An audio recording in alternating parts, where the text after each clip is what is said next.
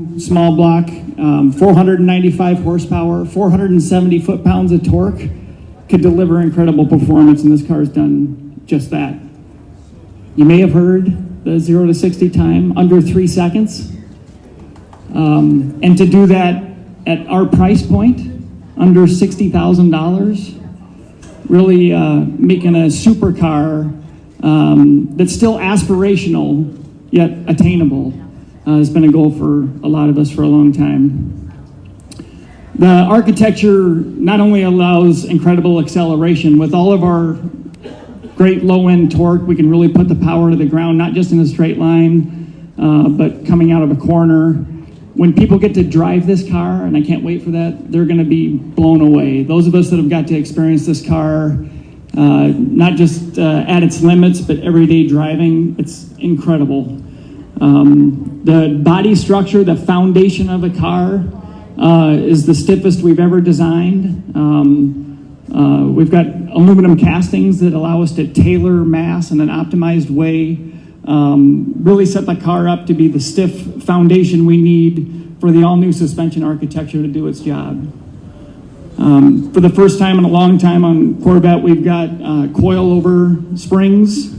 We've moved from the composite leaf springs to allow the center of gravity not just to be rearward, but also be lower in car. We can lower the engine and transmission combination. We move the engine crankshaft down about an inch, and that suspension layout allows us to do that. It also allows for optimized geometry. Our lower control arm lateral link is set up in an optimized way to handle the limits of lateral acceleration, yet allow optimized ride comfort. This car, unlike most sports cars that can handle and do the things that this car can do, is not punishing. It's a very comfortable, luxurious daily driver. I want to mention the transmission in this car. We have one transmission. It is an 8-speed dual clutch transmission. My wife and I have 5 Corvettes, and 4 of them are manuals. I'm a big fan of manual transmissions, but this transmission is absolutely outstanding. It cannot be matched in performance. Shift times are incredibly quick, less than 100 milliseconds. So those of you that are maybe a little bit on the fence about the fact that this is the only transmission in the car, have an automatic, and have been used to paddle shifts, they're nothing like this. It's nothing like this. This transmission is pure performance. It delivers uninterrupted torque even during a shift. We have a super low first gear that allows that 0 to 60 time I talked about earlier. Really close ratios from 2 to 6. And then a taller 7th and 8th gear for optimum highway cruising and fuel economy. A couple more things about the car that Kirk touched on. Some of the challenges, obviously, with a mid-engine car is cooling. And I'm not talking about cooling the engine. Yeah, the flow of coolant to the engine is a little more complicated, but it's more about cooling the components around the engine. You don't get the natural airflow that you get with a front engine car with an open grill and the engine right behind it. So we've had to pay a lot of attention with the ductwork and vents in the back of the car to make sure that we can evacuate engine heat and protect the components around the engine. One of the other interesting things about the body work and the design that Kirk's team did on this car is it allowed for an induction airflow to come through right behind the door handle through the bodywork. So we're using the duct as a section for optimized structure and stiffness, keeping the mass down and using that duct to flow air directly to the engine. I think it's been mentioned before, but in case you hadn't heard, we did a lot to keep utility into this car. We kept 12.6 cubic feet of luggage space, so it has a front-mounted trunk, and a rear-mounted trunk that can store 2 golf clubs, 2 golf bags. You'll get to see that in a minute when we can open this car up a little bit. One other challenge with doing this car that a lot of our competition doesn't do, even the coupe has a removable roof. So the architecture even on a coupe is essentially a convertible. So we take the roof out of the car as one panel and allow you to stow it in the back. And so Kirk's team had a big challenge for optimizing maximizing this opening, yet stowing the roof in the back of the car without making the car too long and keeping the exterior skin stretched taut around the mechanicals underneath it. So yeah, Josh, to that point, that was the wind tunnel wanted this height for the deck lid. That's where we got our best numbers. So that was one of the things that was also pushing back and trying to get to that goal of that rear storage compartment. Some small details you might not have noticed to just go over, but Josh talked about the door handle. The door handle and actually the handle for opening the hatch, the hood, and the door is a hidden membrane in that. That was something that we looked at our competitors in that. We didn't want it to be an apparent detail in the car. We wanted the car to be viewed as sculptural and beautiful and simplified in that. So we hid those functions very well in there. Some of the other things that we did, you'll notice it's got a floating glass edge here. It's a very functional feature. It allows for hot air, but it also gives us rear downward visibility as well, which is huge. And you'll notice this bezel here, we refer to that as the FDM bezel. That's our full vision display. Your rearview mirror now is digital, in that where you can either turn it on or turn it off.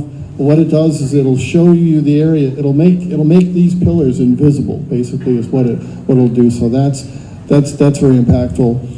In cleaning up the body side, you'll notice there's no side markers. Typically, Corvettes, we've had side markers. What we did is we integrated them into the lamps, both front and rear, and that the rear lamps, say they are indirect LED technology with white bezels, gives us a real snappy, clear color. The headlamp, a lot of packaging, as you can appreciate, goes into a headlamp on these cars because we're basically putting it on top of the radiator, but up against the tire. So there's very limited room there.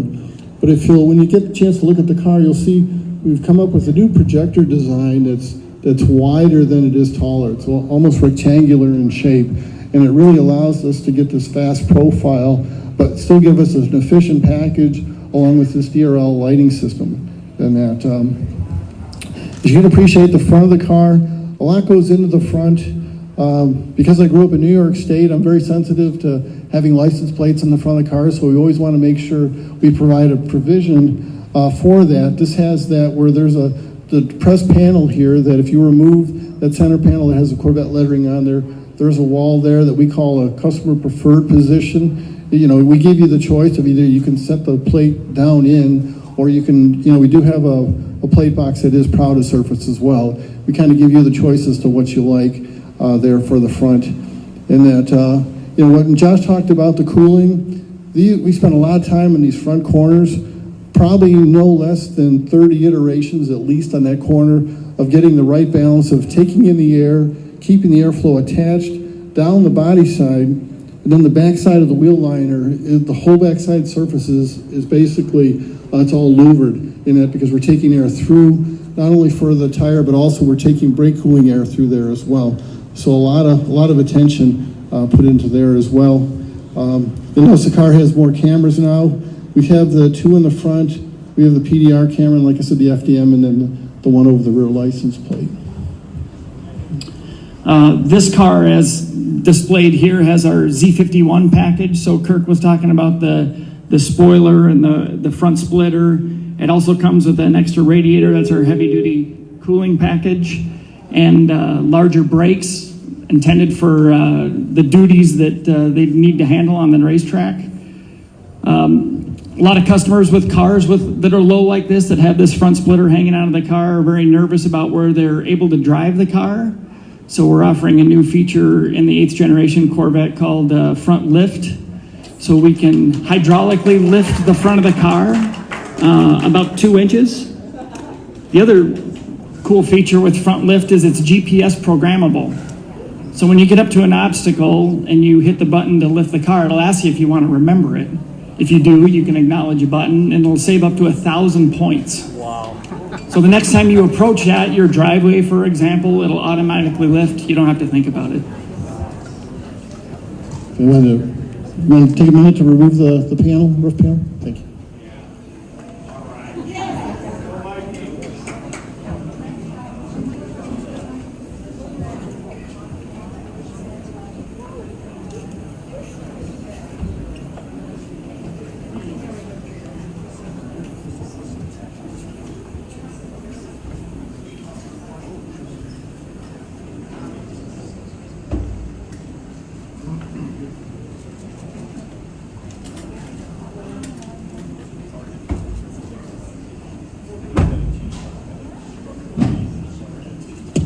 Okay, thank you very much.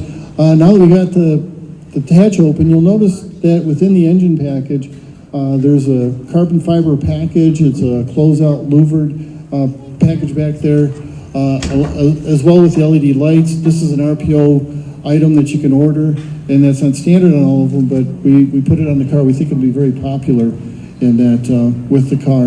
And that, here again, what Josh was talking about, once you clear out this rear space and you're able to get the roof panel back there, you can now get 2 Delta bags in there. You can get 2 Hyperlite golf bags back there. So between the front and the rear, there's a lot of utility here.